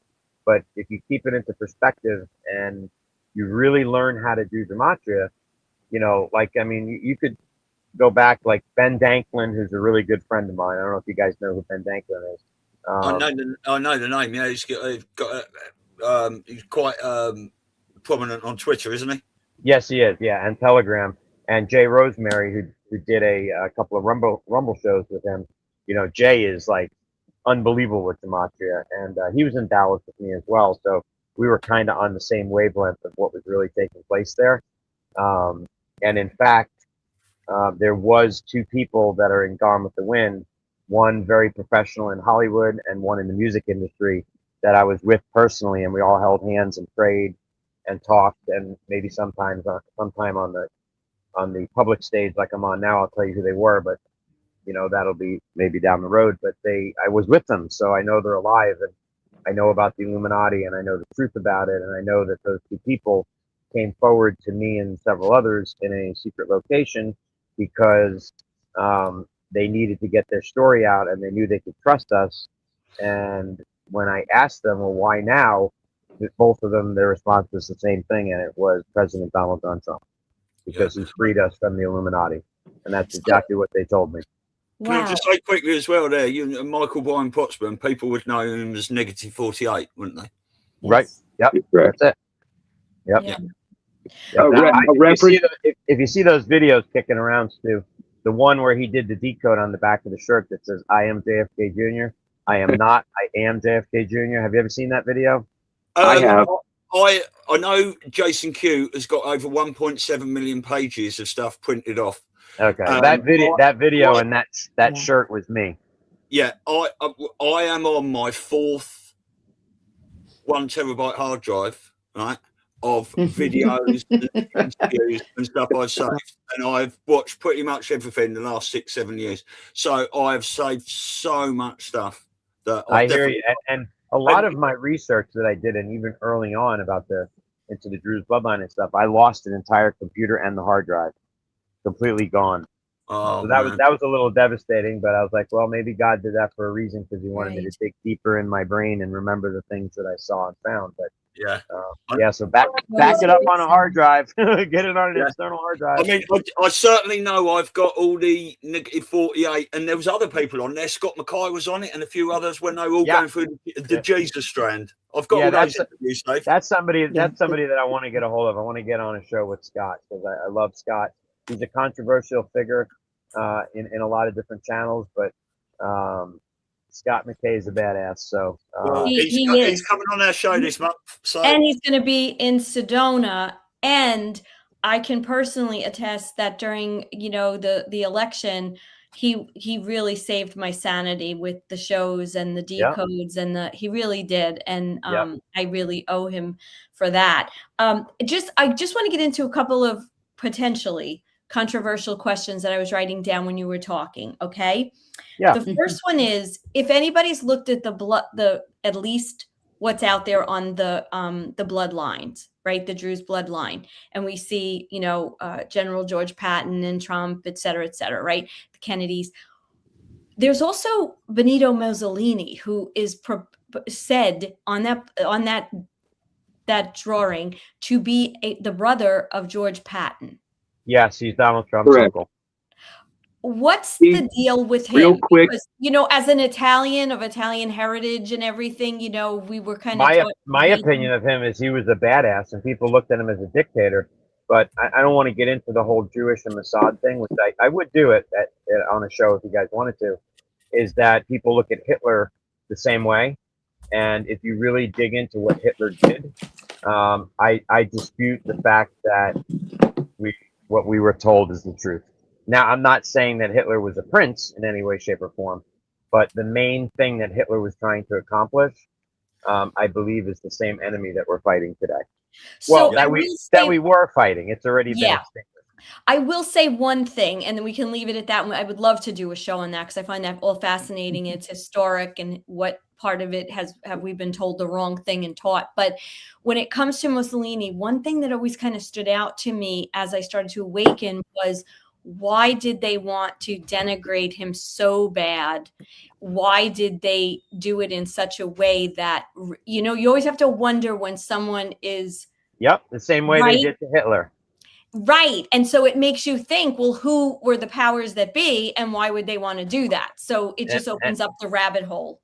And here's another one for you. I also believe that General George Patton had another son, possibly with a different mother, or maybe even the same mother as Donald Trump, and that Donald Trump has a brother, and he's a military leader in the Middle East right now. I don't want to say his name because it's not my story to tell. Sure. Some of the things, if I decline to tell you, doesn't mean that I don't know, but it means that there's certain things. Yeah, we respect that. Definitely. In private ways of talking to Negative 48, he explained to me how important it was, and that certain things are not our story to tell. And a lot of people took a lot of things he even told us in private, and they went and blabbed it to make a name for themselves or to make a podcast for themselves. And I never did that. I respected the information that I was being given with undeniable proof. So there is some I'll talk about, because I think also he really pushed me to start my own channel, and I kind of just didn't at first, and I hung around on different Telegram channels as an admin, but he wanted me to create my own channel. So finally I did, and I think that we were all dispersed off of his channel for that reason. But I never went and tried to, I don't want to ever claim, there's even somebody on Telegram, very prominent channel, that called me a patriot, or whatever, I forget what he called me, like a fame boy, and that's the least of where I'm at. I'm just teaching what I learned, what I've investigated, and things that were shared with me. Being that the public figure of -48 is no longer with us, which I also have my beliefs on that I won't talk about. I think they're good. Let's just leave it at that. That I think that it is time to talk about some of them based on the way that he taught us and the things that he taught me, and relating those to current news cycles and even current truther cycles, but more certain news cycles and things that are dropping. Obviously, as we see, they're dropping on Fox News with Jesse Waters, who's a Kahuni, and a lot of other people, that it's time that some of that stuff can be talked about. One of them pertains to Governor Ron DeSantis. So. Anyway. Yeah, so okay, because it's the verdict from the normie perspective, and even from our community, is he good, is he bad? In my opinion, 100%. We don't know. 100% bad, in my opinion. Right. And I also have a belief of who he really is, and that's not his real name. Okay. And he was, let's just put it this way. I'll just tell you, I don't care, it's my opinion, that Ron DeSantis is Adam Walsh. Interesting. And I had heard that he was taken for a reason in this, whatever you want to call it, good or bad side. Whether he did the things his father did or he turned good, I don't know that part of the story. But I was on a chat with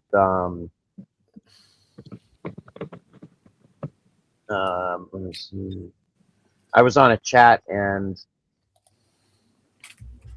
actually his daughter was on there, John Walsh's daughter. And if anybody's followed that story, I think you can kind of smell what I'm saying. Is that all true? Did they take her children away? And yes, they did. Yes. And so she was a fighter for what the truth really was? Yes, John and Walsh. Trying to silence her? Yep, John Walsh stick the CPS on her. I was on the chat listening to her, so it wasn't hearsay. And she was absolutely, definitely targeted for sure. Imagine back in, what was it, the 80s, when we're all watching Most Wanted, thinking this poor guy is such a victim, and the movie Adam came out, and yeah, and I mean, it would make that was it would make sense in a Freemason satanic way to do a public sacrifice, and then that person comes back to be a leader in that area, which has happened numerous times. Now, this is my investigative journalism that I'm bringing, so I'm not convicting anybody, I'm not defaming anybody, I'm not trying to be under any kind of liberal law about defamation of character. I'm simply stating a theatrical possibility of this situation, just so everybody's clear on that. But yeah, so that's my view on it. And you know that when they do a sacrifice and it's the first child, that it's either a blood sacrifice, a mock ritual, or a transgender inversion, which there's another issue. A lot of people are going to have to come to some kind of terms with that in this movement, because we label them all as these bad, sick people. But you have to understand that there's many children that come from these elite families that their gender was reversed in utero, where they find out that it's a boy, and they pump the embryo with estrogen and other drugs, and they do it the other way to invert their sex inside the uterus. So that's why we have to be careful. Like, there's a lot of people that say, he's a tranny, she's a tranny, this, that, which is true. There's many of them that are that way. If you look at the clavicles and you look at their hands and everything else, but we have to keep in mind that they have been trapped into a satanic prison, so that if they're come forward and they're helping this movement for humanity, then maybe even a med bed will offer the help that they need. But that we have to be careful on which ones that we accuse and think are satanic and that they're doing satanic rituals and stuff. And we have to look at the person and their character, because God tells us in his word that we need to judge people by their fruit, by the fruits of their labor.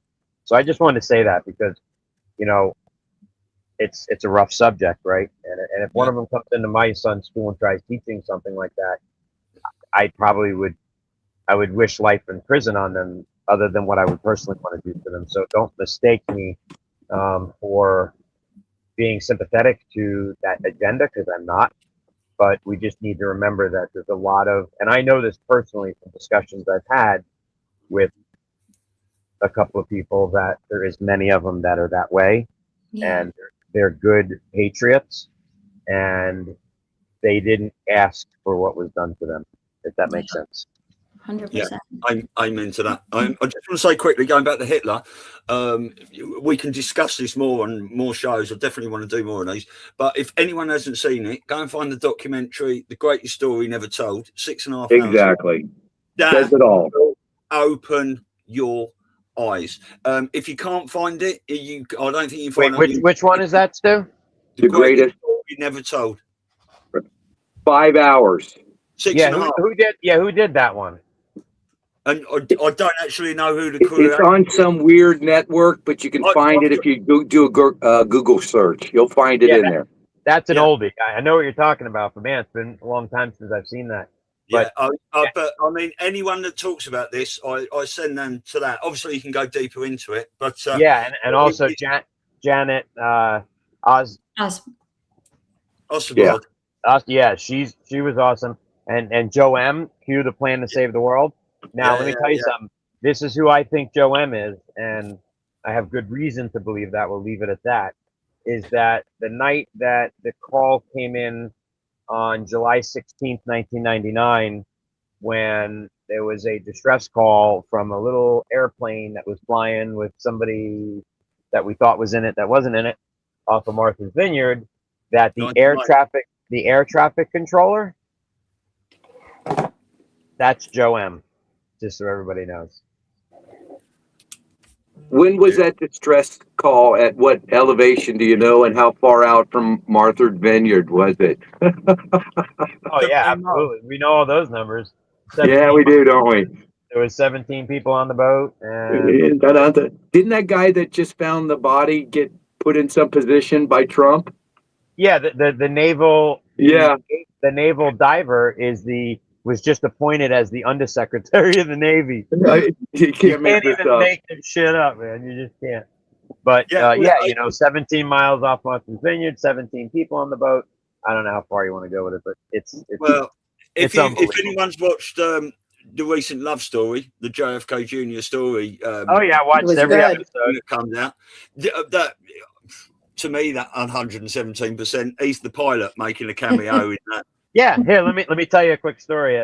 At Mel's awesome quantum summit that he just had, I had what I categorize as the ultimate privilege of being on stage and being the MC for 107, and I couldn't help but ask a few little questions. 107. By the way, 107 did a selfie with my wife, everyone, because he only does boot selfies.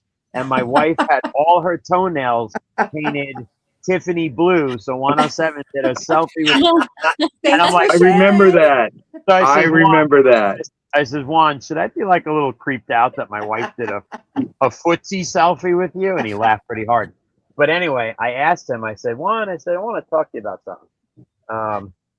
Juan, you know that guy, he likes to dress in cowboy hats. You know, when President Trump said that at his rally. Anyway, I said to him, the series Love Story, because I right away I'm like, that's him, right? So I said, you know, when they're cruising down the runway, the actor and actress in the convertible Mustang, I said, and they pull up and they get out, I says, man, wasn't that a really handsome guy that reached his hand out to shake his actor's hand?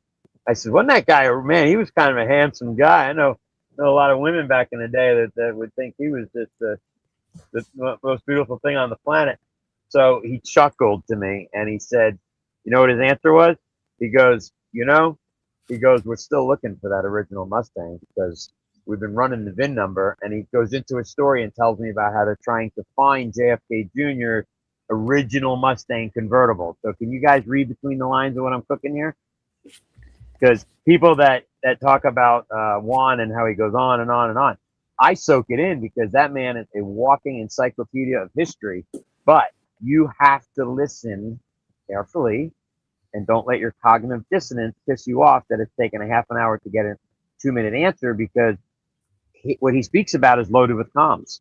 These people are geniuses, and he's one of them. And they speak in a language that you have to listen to it, and your answers will be answered. But that was his answer about the Mustang. So I thought you get a kick out of that. Yeah. So, guys, do we have more stuff we need to talk about other than we could go on for hours like we did the other day when we all got together? I was wondering. All right, let me ask you something. Scare event. We know we're nearing some sort of precipice moment.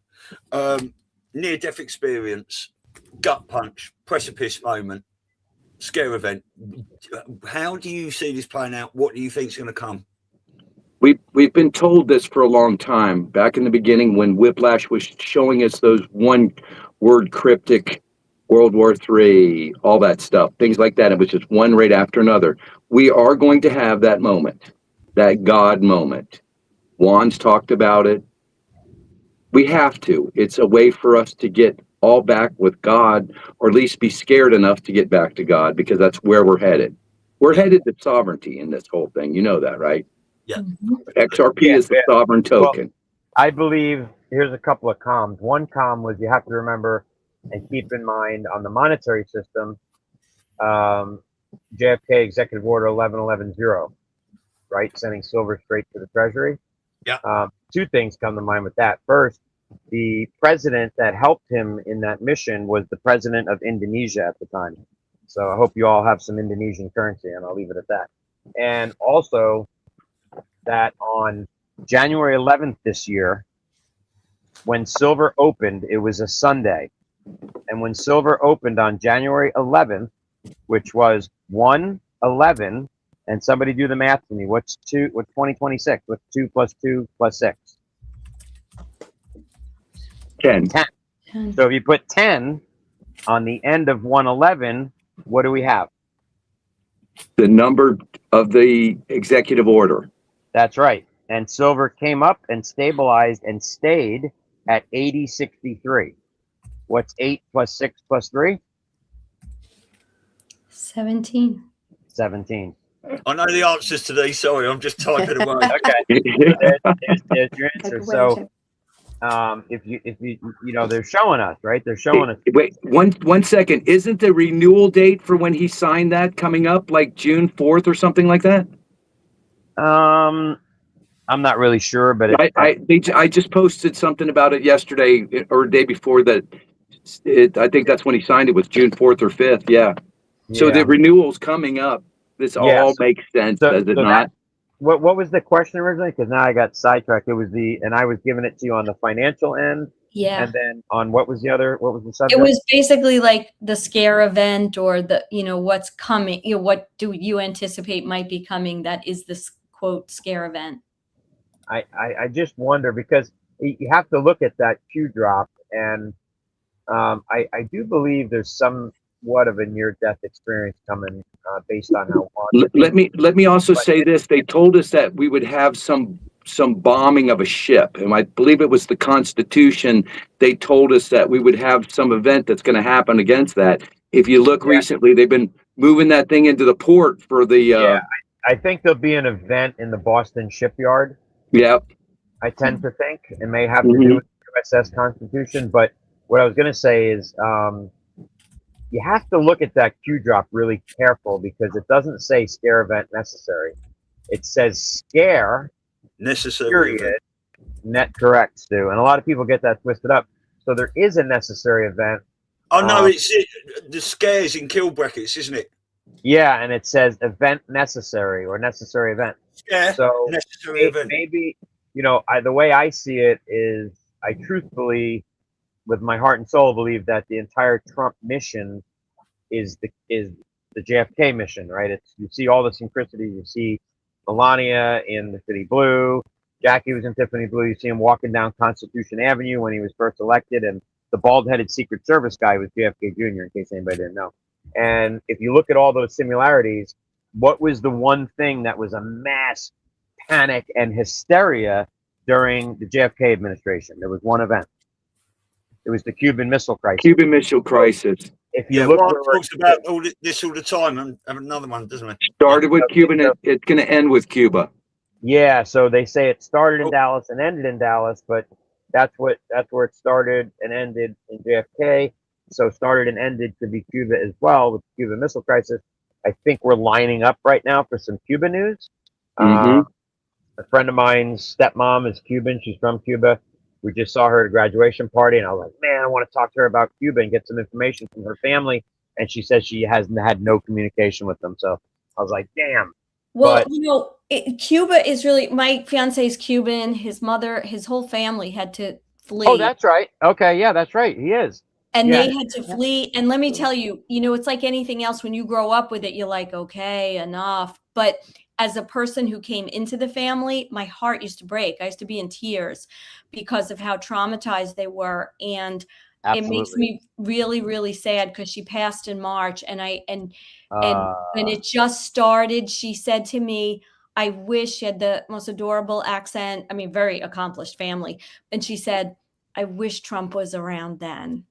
Yeah. And let me tell you something, Elisa. I believe this is my belief, that Cuba will be the United States, will be part of the United States. Of course. Unequivocally. Yeah. It already is. Actually, it already is. It was another British stronghold, right? Monarch stronghold. So I believe that Cuba is going to be turned back into the Caribbean resort that it was. Because think about this logically. Oh, that's almost a cute term. Cuba was an absolute beautiful paradise. My mom would tell me stories that she'd go to Cuba for their summer vacations as a little girl. So what happened when Castro's came in and communism hit Cuba, that all of that individual little, there was like a lot of, my mom told me, a lot of little family-owned beach hotels and resorts, and then there was the casinos and stuff too, but it was more of that family business, and they were the families that were the ones that were bringing the economy to Cuba. It was not the government. So the communist government couldn't have that, so they squashed all those people. But when that happened, where did our Caribbean resorts all of a sudden shift to? Does anybody know that? The Virgin Islands. Who owned the Virgin Islands?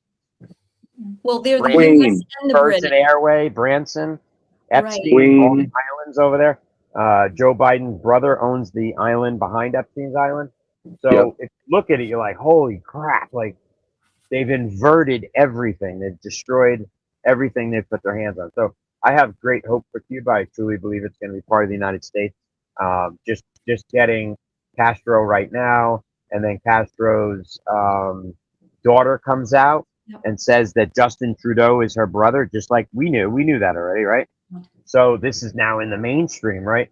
So here's the reveal of this, like what we lived through the past 6, 7, 8 years. It's like, oh my goodness, now it's on the public forefront. So it's very encouraging. But I do believe that, you know, I don't have comms, I don't have intel, I didn't even decode it. It's just something I feel in my soul that something may happen with Cuba. And I think, you know, it has to do with Maduro, you know, because Venezuela and Colombia they would send their oil for free to Cuba. And then the communist regime in Cuba would sell that oil for money for their government. I don't know if everybody knows that or not. So that was the stronghold, right? Because if they ever broke loose of the other communist countries, they would lose their oil supply and their ability to make money. So now that Trump cut off the Strait of Hormuz, which is absolutely the London bankers, let's face it, London and Israel, they owned it all, right? They controlled it all. That's a huge shift. So now Cuba is at the precipice that they're going to have to make a decision. And I truly believe, even more in my heart now, talking to you, Elisa, that your mother-in-law or future mother-in-law, I'm sorry, your significant other's mother, let's put it that way, to share that story about how she said, I wish Trump would have come a while ago, is a direct confirmation of my feelings that if Cuba was to be asked to join the United States under our Constitution and our Bill of Rights and Declaration of Independence, it's a no-brainer. It's a no-brainer. They would do it instantly. They would instantly have our military protection, and they would instantly be able to share on all of our assets and everything else, and be Yes. where it should have been. And JFK knew that absolutely. So that's a good interesting confirmation. about Cuba, if I didn't mean to cut you off, what's interesting about Cubans is that their love for their country was so intense because they did have a beautiful life. I mean, these people, and when they came to this country, they reinvented themselves and became successes and embraced America. Very Absolutely. different from a lot of the other countries where they come and they still say my country when they're living in America. And that's what's so tragic. I mean, they came here with nothing and became some of the, you look at Desi Arnaz, you look at these people who said they just came with nothing and they just rebuilt and they became so important to our society. No doubt. And I have a personal friend, I haven't talked to him in years and years. And he's, when I was in South Florida in Palm Beach County area, and he owned a air conditioning company, and he was from Cuba. And this guy was, Tracy can vouch, Ellie, he was just a super, super good individual. And his brother, all of them, the Cuban people are just wonderful people. I mean, every other country, the people are wonderful people. We've been put under this illusion that they're not, but it's the terrorist organizations and ISIS and radical Islam and everything that, radical Islam was built by the UK back in the 1940s, and that they created radical Islam and implanted it throughout the world. But like I've seen pictures and videos of Iraq, and there is some places in Iraq that are absolutely stunningly beautiful. But we've been shown through the fake news the rubble and the crap neighborhoods that were busted into smithereens to make it look like this poverty nation. But all of these people in other countries, Lebanon, right? Wasn't that the Riviera of the Middle East at one point? Yeah, yes. And like, it just brings it up when you said that about your significant other's mom, that these people, they are wonderful people. And from the ethnic backgrounds of people that I've come across, which isn't many, right, is Mexican, absolutely wonderful, unbelievable people. My best friend's wife is Mexican, and he's like my brother, and they're just wonderful people. Cubans, they're like everybody, they're wonderful people. But we've been told and we've been persuaded to hate blacks and hate Chinese and hate this and hate that. It's disgusting. It is. Truly, let me just add a comment to you there, B, because you're on the Cuban thing. But I was married to a Cuban for 35 years. And for the last 10 years, we sent money to them so that they could eat. They lived in the same house that they lived in since the 70s. They've basically had no way of repairing. They had no refrigerator. We would buy them stuff and stuff that they need. Just to get the money to them was an absolute chaos. Yeah, and let me tell you something. There's some ingenuity in the Cuban genetics, because the friend of mine I'm telling you about, he showed me some pictures of different vehicles that they built to put in the water, not boats, vehicles, to be able to try and make it to America. And it's like, if you looked at some of that stuff, you're like, wow. And it was done like in their backyard. You know what I mean? You're like, holy crap.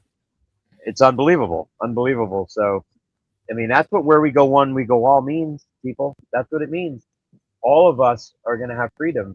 And I'm really disappointed in most of the MAGA audience and influencers and how many of them have actually flipped. And, you know, I think most of them were paid opposition, but some of them that I think weren't, that they actually have trashed Trump now.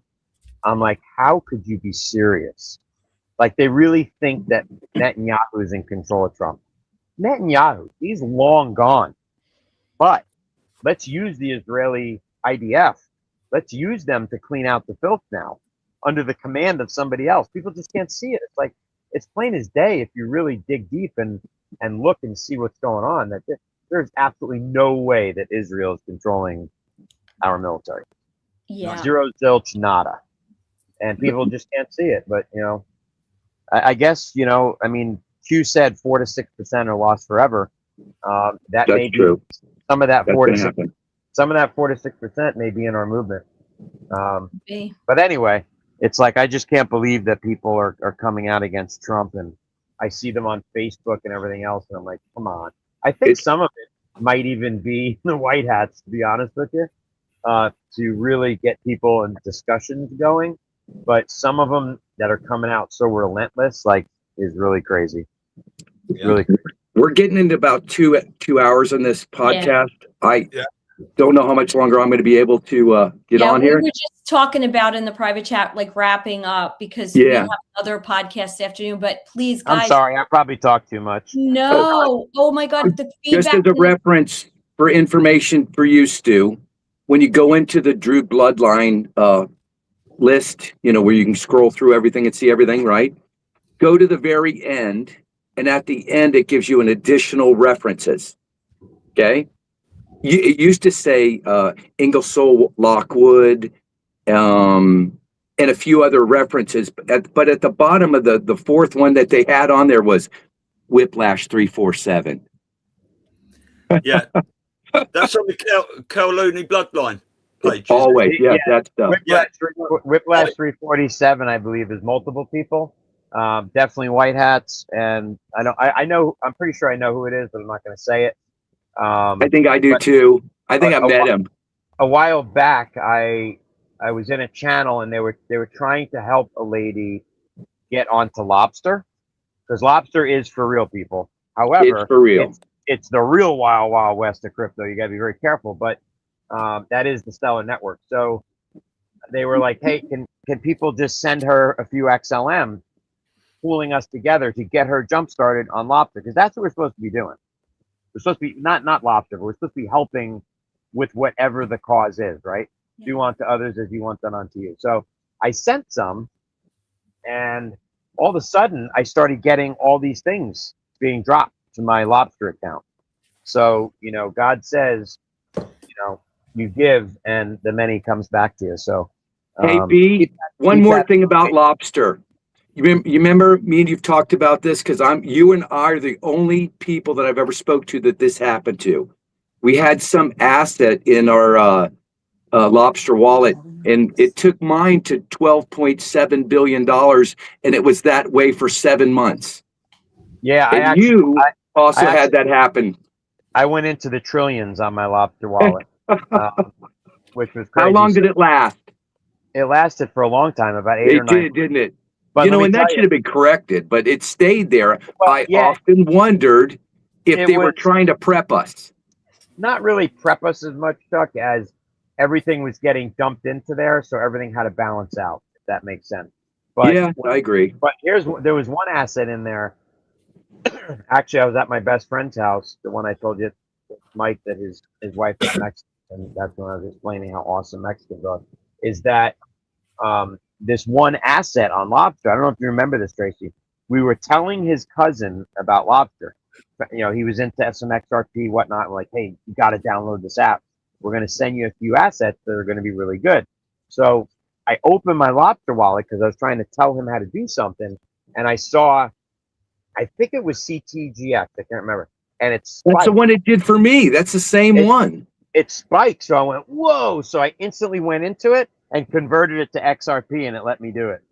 So a lot of my XRP bag was taken from lobster. But anyway, fun story. Wow. But yeah, lobsters for real, people. So another thing, always do your own research. I'm not a financial advisor, but I will recommend things that you should investigate. And that would be XPR, because if anybody hasn't looked into XPR yet, you will be one of the people that you probably may already be that says, oh, when XRP was 0.002 cents, I wish I would have known about it. Well, XPR is 0.002 cents right now. And from my research on that and the people involved with it and who they used to be involved with and who they are friends with, I would say you need to look into XPR. You can download the MetalPay app and make sure that you take care of yourself. But like always, do your own research on it, because it's going to blow. Another question I was talking to. It's going to blow the minds off many people. And when I told you that I do gematria numerology and numbers resonate with me, XRP and XPR is the exact same numerological value and gematria value. So if that says anything, that's not another coincidence. Okay. Yeah. I just want everyone. I was just going to say, some people don't like gematria just because of what you put in it, and then you've got a long list of, all this means Jesus, and it also means Satan at the same time. Do you know what I mean? But people get carried away with that. Right?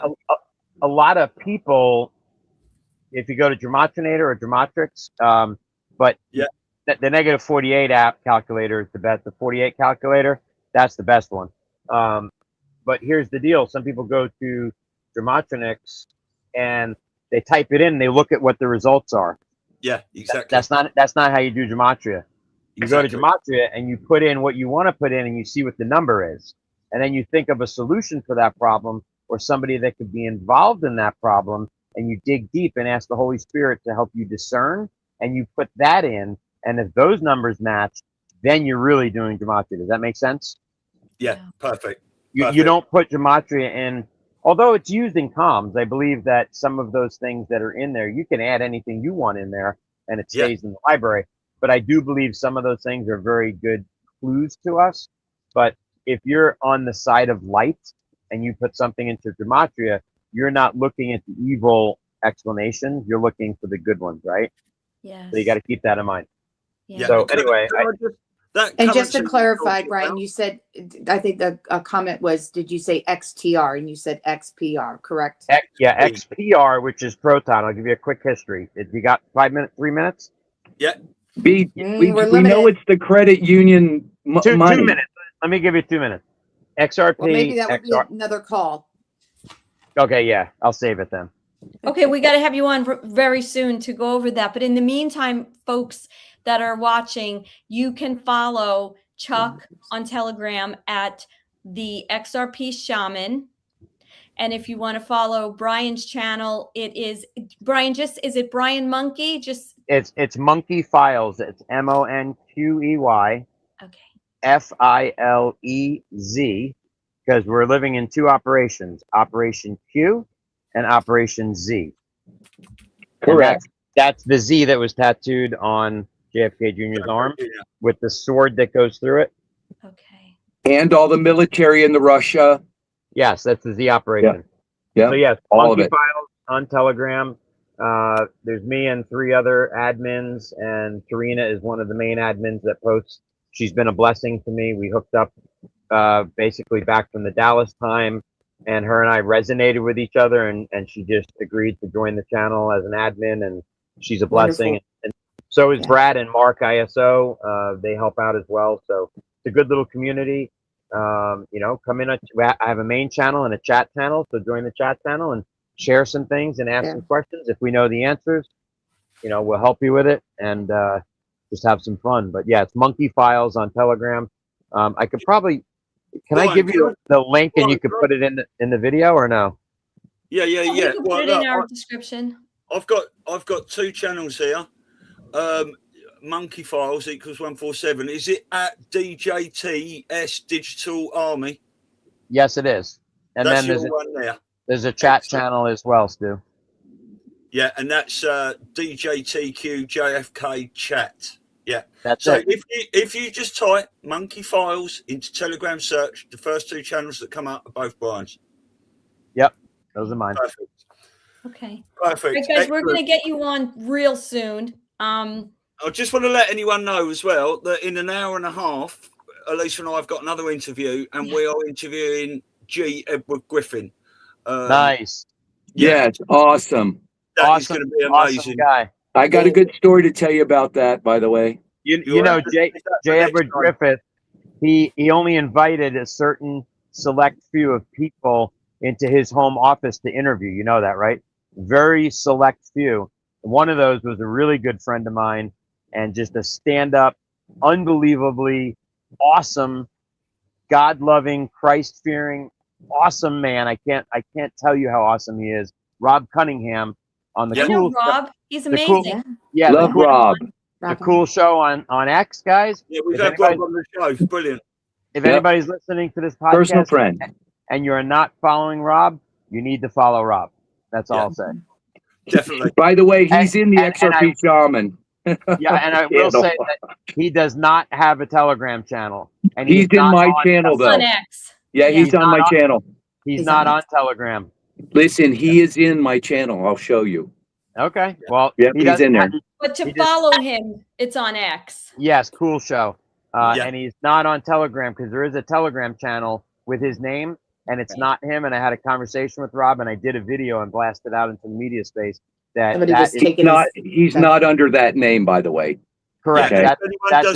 Right. If anyone does want to follow him on Twitter, cool is KUEL. That's right. KUWL. And the one on Telegram is trying to get people to reach out. Right. Yeah, that's not his name in my channel, by the way. I should have said that.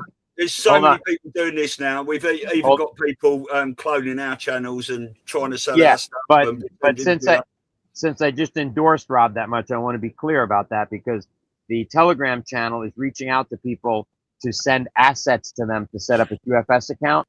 And he's got a lot of followers. So there's a lot of people out there that think that that's Rob Cunningham. Yeah, I know that. We're talking 117% that is not Rob. Yes. I had a personal conversation with him about it. Yeah. Anyway, that's it for me. Any questions you guys have before we sign off? Sorry. Cool show is KUWL, not KUEL, like I said before. KUWL show. That's Rob Cunningham on Twitter. He also has a website, but yeah. Anyway, Rob is one of the people that Edward Griffith invited into his home, into his private library, and interviewed Rob. So yeah. That's an awesome show. I can't wait to listen to it, guys. That's awesome. He's excellent, brilliant. All right, we'll chat. Well, we're having another chat tomorrow, aren't we? In a private Zoom. Yes, we are. We'll see you then. That'll be amazing. We'll arrange with you to get you on in a week or another couple of weeks or something like that, and we'll go through some more stuff. But yeah, brilliant. I've just put a little Trump 2-minute video on the end of this. I always play with some sort of outro. But yeah, love you guys. Thank you so much for coming on. And yeah, thanks everyone in the chat, and we'll see you soon where we go when we go all. C17. Right. And the best is yet to come. Yes. Oh, yes. Take care, guys. We'll see you later. Bye. Thanks a lot. Bye. All right. Thanks a lot, guys. Bye. Bye, guys. Thank you. Standing by the guy that's been in the arena for 10 fucking years for MAGA, for America. Standing by the man that took a bullet. Standing by the man that was impeached twice. Standing by the dude that was fucking facing 3 different court cases and over 1,000 years in prison. I'm fucking standing with the guy that had his house raided illegally. I'm standing with the man that fucking went back out in front of America just days after being shot. And I don't fucking feel bad about it. I don't need to explain it. I don't need to rationalize it. He's earned my loyalty and respect as a man and as a constituent. And I don't need to fucking argue with you. This is why I don't argue on social media. You guys just see me nuke people. You say stupid shit, gone. I don't need to push back and validate myself. It's self-evident. Donald Trump is a self-evident defense. Why do you support Trump? Because I've been paying attention for a decade. Fuck you, that's why. That's all the explanation you need. You don't have to get into the minutia and the fucking policy discussions with these cunts. Fuck these people. They haven't sacrificed a motherfucking thing. They've all made money and and made wealth off of his courage. Do you understand? So fuck them. Fuck anybody that asks you why you support Trump, or anybody that tries to get you to leave and abandon him now. They don't deserve even 1 fucking ounce of your energy. It's Trump, it's MAGA, that's the fucking future of the country. Full stop, the end. Nothing else needs to be said.